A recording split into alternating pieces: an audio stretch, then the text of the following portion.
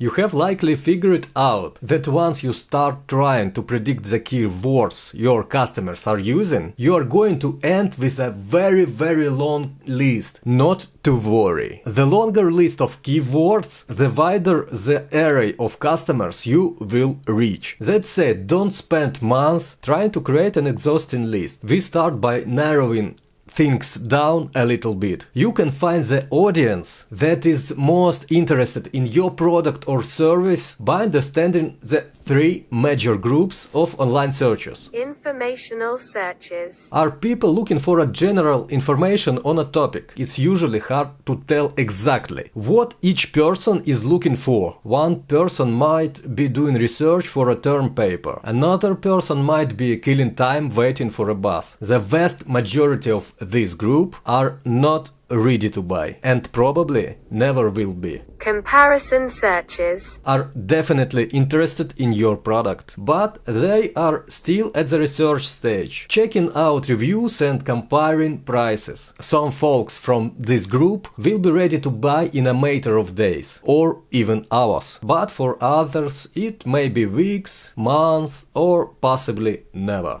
Buyers They're typing with one hand and their credit card in other. They know exactly what they want. And the only barrier to making the purchase is finding the right place and the right deal. Subscribe for more.